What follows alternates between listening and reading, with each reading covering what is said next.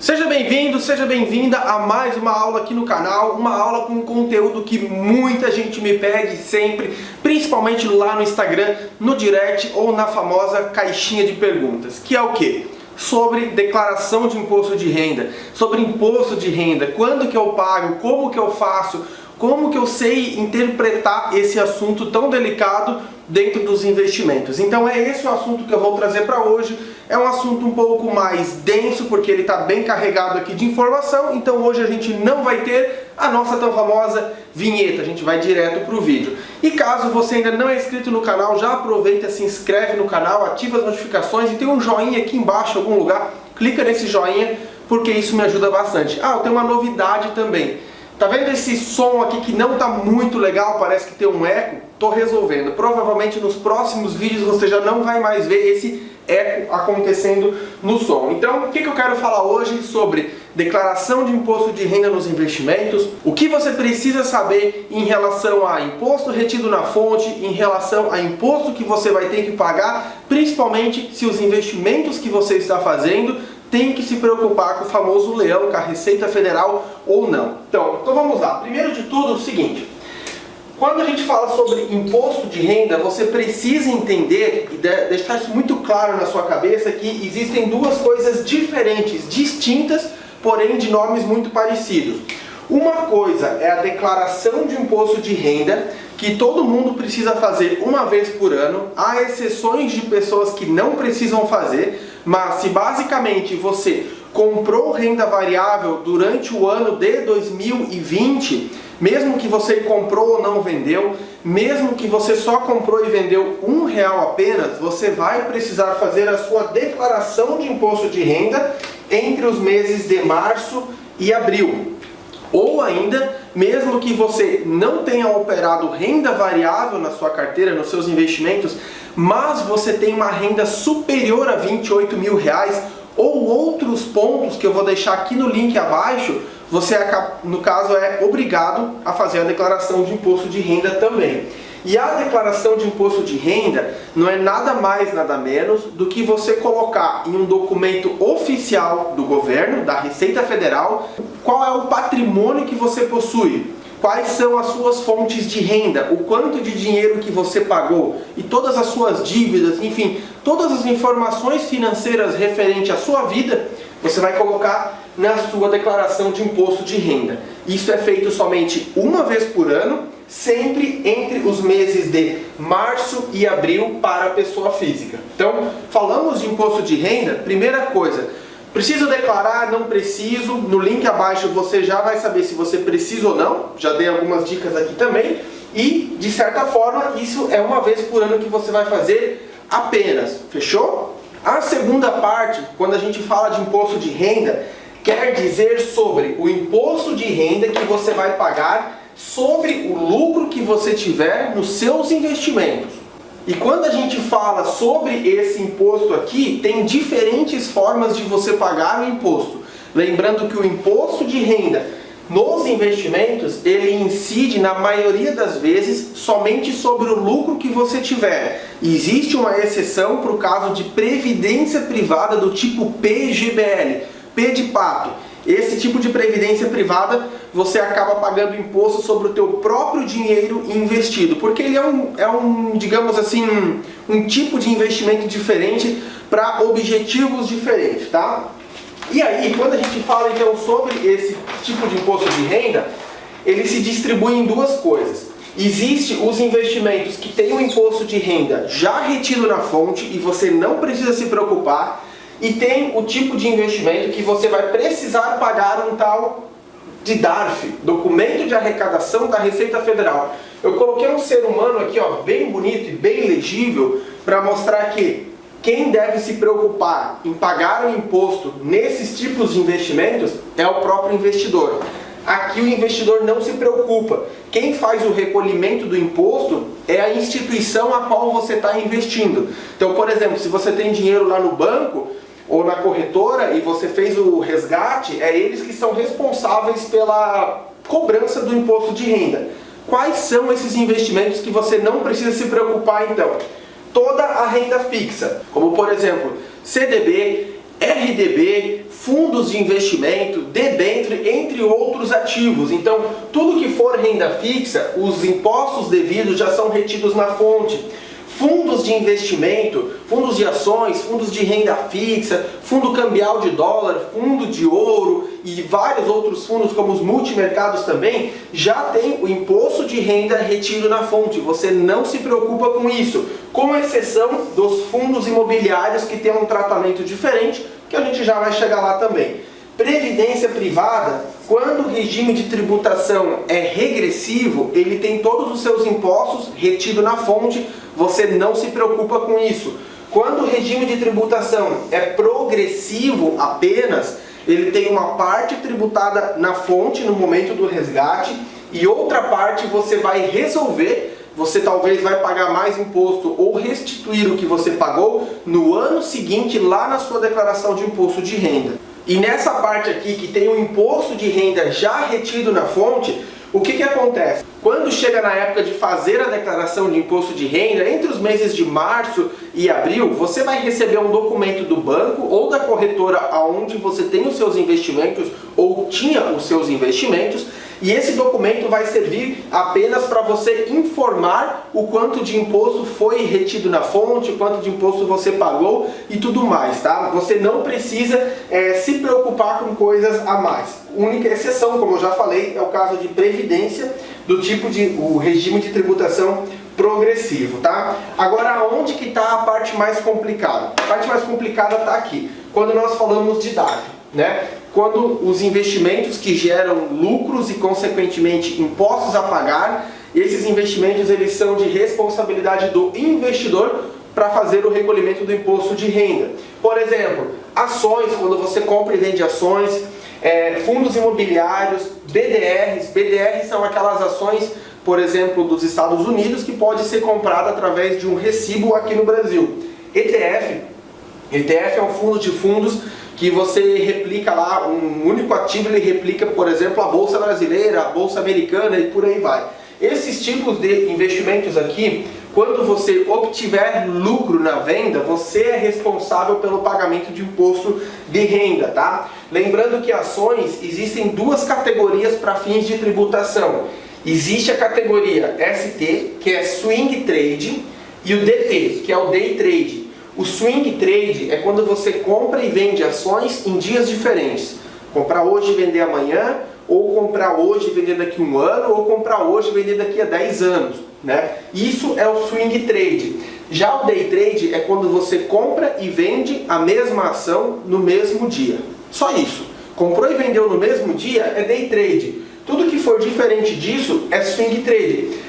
Ricardo, mas e o tal do Buy and Hold? O Buy and Hold ele não é um tipo de operação, simplesmente ele é um método que basicamente consiste em você comprar e manter as suas ações a longuíssimo prazo. Para fazer o tal do Buy and Hold, o método, né, você usa a opção Swing Trade. Por que eu estou falando dessas duas opções? Porque na hora de pagar imposto, se você tiver lucro no Day Trade, é 20% sobre o lucro que você tiver, vai pagar DARF. Se você operar no Swing Trade, compra e venda em dias diferentes, você só paga 15% sobre o lucro que você tiver.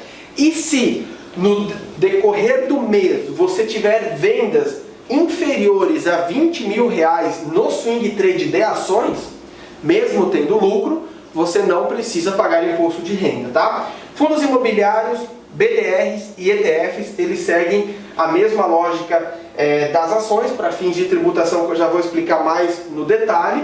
E lembrando que tanto FIIs é 20% de imposto de renda, BDRs e ETFs é 15% de imposto de renda. Tem uma única exceção aqui, o ETF de fundo imobiliário, que é um ETF novo chamado XFIX11.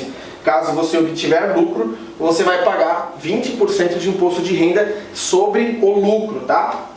Lembrando ainda que fundos imobiliários, BDRs e ETFs não entram na regra de isenção dos 20 mil reais como ações de Swing Trade, ok? E aí, dando sequência aqui, como que você faz a apuração e entender de fato o quanto que você vai precisar pagar de DARF em relação às suas operações de renda variável? Então vamos lá. Primeiro você precisa ter muito claro na sua mente que as operações para fins de pagamento de imposto de renda através do DARF, eles são de apuração mensal. Como assim apuração mensal? Você não vai pegar todas as suas operações realizadas no ano e fazer uma contabilidade para entender se você precisa pagar imposto ou não. Você sempre vai fazer a apuração mensal das suas operações no mês seguinte ao das operações. Espera aí, Ricardo, confundiu aqui, vamos lá de novo.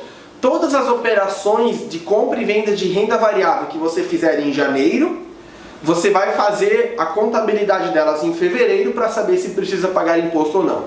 Tudo que fazer em fevereiro vai fazer o ajuste em março. Tudo que fazer em maio vai fazer o ajuste em junho. Então sempre tem que ser mensal. Se você comprou e não vendeu, não tem que se preocupar. Agora, se você vendeu, você teve lucro ou prejuízo. Então você vai ter que fazer a apuração mensal para saber se você tem que pagar imposto ou não. E como que você descobre o quanto, qual é a conta, a fórmula, enfim, que você verifica para saber se você tem que pagar imposto e quanto que vai pagar de imposto. Primeiro de tudo, para fazer a apuração de um determinado lucro ou prejuízo, você sempre vai levar em consideração o mesmo ativo. Você não pode, por exemplo, eu vendi ações da Itaúsa e eu pegar o preço de compra da ação do Bradesco e fazer uma conta ali. Jamais esse tipo de coisa. Sempre você vai pegar o quê? O preço de venda de um ativo menos o preço de compra daquele ativo menos as despesas eventuais que foram cobradas de você. Então você vai pegar o quê? O preço médio de venda. O que significa o preço médio de venda? Vamos supor que você vendeu hoje 1000 ações da Itaúsa. Você colocou lá no home broker a ordem de venda. E aí você vai perceber que na sua nota de corretagem pode acontecer a seguinte coisa. Algumas ações foram vendidas a R$10,80, outras a R$10,81, outras a R$10,82. Só que qual desses valores você vai utilizar para fazer o cálculo do imposto de renda devido? Você vai pegar o preço médio de venda daquela nota. Você vai olhar na nota de corretagem, lá vai ter, por exemplo, venda de 1000 ações da Itaúsa a um preço médio de R$10,81. Essa é a informação que você vai colocar aqui, tá? Preço médio de venda, né, vezes a quantidade. E aí você vai pegar o teu preço médio de compra. Por que o preço médio de compra? Vamos supor que você comprou assim, ó. Eu tinha 1000 ações da Itaúsa. Eu comprei 100 ações num dia, comprei mais 150 ações no outro dia, mais 400 ações no outro dia, e cada dia eu paguei valores diferentes. Então o que acontece? Você precisa saber qual que é o teu preço médio de compra, porque na hora de vender, não importa o quanto que você pagou pela ação, o que importa é o teu preço médio de aquisição. Se você fez uma única aquisição, o seu preço médio vai ser o preço daquela aquisição, porque foi uma única compra. Agora, se você fez várias compras, você não vai ficar pegando o preço de venda, menos a compra 1, a compra 2 ou a compra 3. Ou outra coisa aqui, vamos supor que você vendeu a R$10, né? Você vendeu 100 ações a R$10. E você tinha comprado 5 ações a R$5 e 5 ações a R$8. Até porque, para fins de venda, não vai importar o preço que você pagou em cada compra de forma específica. Vou te dar um exemplo. Imagina que você comprou 10 ações a R$5, 10 ações a R$7 e 10 ações a R$10. Você não tem como vender só 10, você tem 30 ações agora, né?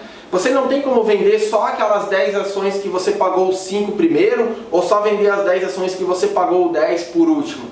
Você vai ter um preço médio de aquisição. Então sempre que você vai vender, vai ser preço médio de venda, descontando o preço médio de aquisição. E como que você faz o preço médio de aquisição, ou preço médio de compra, né? Você precisa fazer a média ponderada, que é a quantidade vezes preço de compra, mais quantidade vezes preço de compra, mais outra quantidade vezes preço de compra. Você pega o resultado final, soma tudo e divide pela quantidade. Deu um branco aqui. Dá uma olhada no Google, a fórmula, como faz preço médio, média ponderada, tá? Mas vamos lá, vamos voltar aqui. Quero descobrir então o quanto que eu vou pagar de imposto. Preço médio de venda menos o preço médio de compra menos as taxas que eventualmente você vai pagar tá? Porque às vezes você está operando através de uma corretora que cobra corretagem, e essas corretagens, emolumentos, essas coisas, você pode descontar do seu lucro e também imposto de renda retido na fonte. Quando você faz uma venda de ações de swing trade, é descontado na fonte um valor de 0,005% sobre o valor do lucro. Por quê? Isso é o famoso dedo duro, porque se houve um desconto lá na fonte, lá na venda, através da corretora, a Receita sabe que você operou ações e, consequentemente, ela vai te cobrar caso você não faça a declaração desses ativos. Já no day trade, você tem um desconto na fonte, um imposto de renda retido na fonte de 1%. Então, quando você vai fazer o ajuste para pagar os 20% de imposto, né, você tem que descontar isso daqui também. Então, só recapitulando, preço médio de venda, menos o preço médio de compra daquele ativo, menos as eventuais taxas que você pagou e menos o imposto retido na fonte, que eventualmente você pagou também. Isso vai ser o seu lucro. Pronto.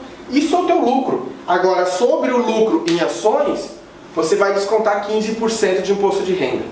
Você vai emitir um boleto, através de DARF, né? E vai fazer o pagamento. É sobre day trade, 20% sobre o lucro. É fundos imobiliários, 20% sobre o lucro. É BDRs, 15% sobre o lucro. É ETFs, 15% sobre o lucro, com exceção do ETF X611, que é um ETF de fundo imobiliário. E o que mais eu preciso saber ainda, Ricardo? Você precisa saber e colocar na sua cabeça um negócio chamado isenção, tá? O que é isso aqui, ó? Caso você venda em determinado mês um volume total inferior a 20 mil reais de ações swing trade, mesmo tendo lucro, você não precisa pagar o imposto de renda. Aqui muita gente se confunde com o seguinte: se o meu lucro for inferior a 20 mil reais, eu não preciso pagar imposto. Não, tá errado, tá? Se o valor total de vendas for inferior a 20 mil, você não precisa pagar imposto. Isso só se aplica para ações da categoria swing trade. Não se aplica para outras categorias, como, por exemplo, BDRs, fundos imobiliários, entre outros.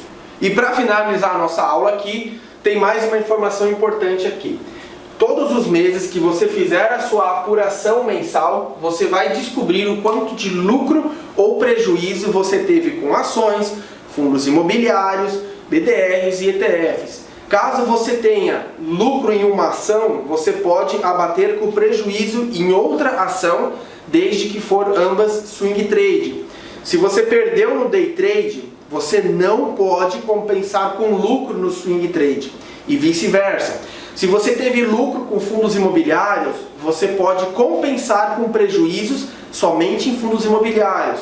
Se você teve lucro em BDR, você pode compensar com prejuízo em BDR, mas jamais você pode compensar o prejuízo de um tipo de investimento, como ações, com o lucro de outro tipo, como ETFs, fundos imobiliários ou BDRs. Você pode compensar prejuízos passados somente com o mesmo título, tá? E aí, mensalmente, quando você apurar esse lucro ou prejuízo, você vai fazer o quê? Você vai anotar, simples assim.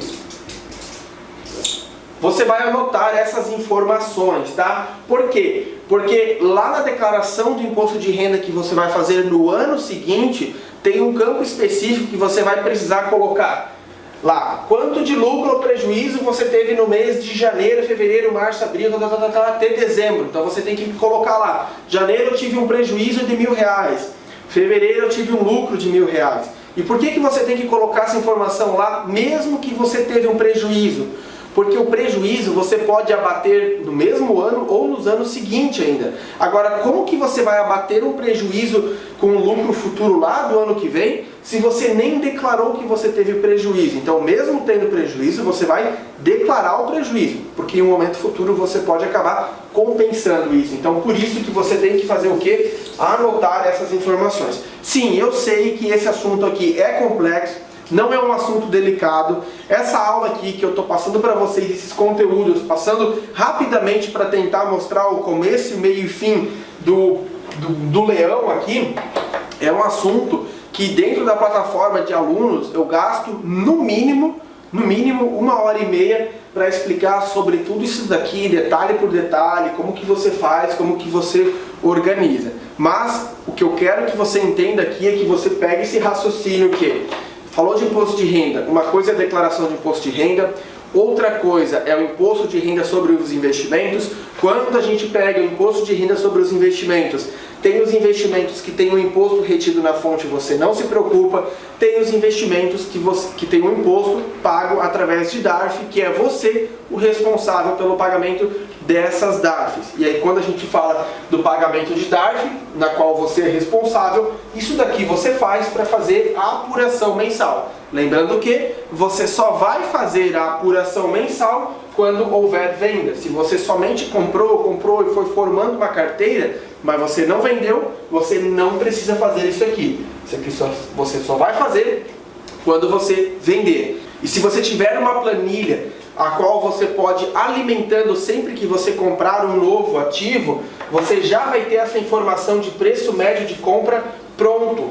Você tendo isso daqui pronto, fica muito mais fácil, porque quando você vender, simplesmente pega o dia da venda, pega a informação que você já tinha guardado, tira as despesas ali e você já vai chegar no lucro. Você não precisaria ficar olhando nota por nota e fazendo esses cálculos.